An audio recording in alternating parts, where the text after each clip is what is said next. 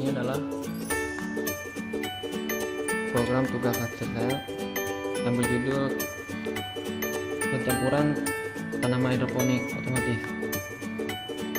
Dan ini untuk wadah penampungan air, dan ini untuk penampungan vitamin, dan ini wadah kosong untuk pencampuran antara air dan vitamin.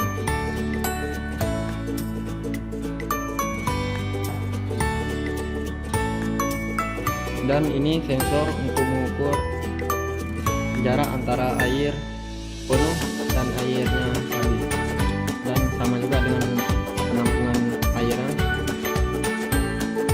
Dan ini ada indikator LED bahwasanya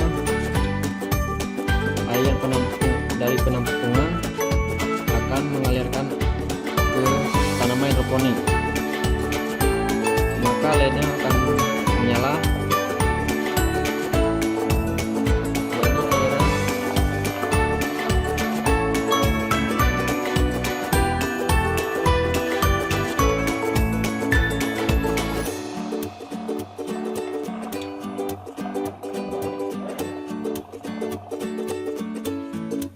Dan LED yang berwarna merah akan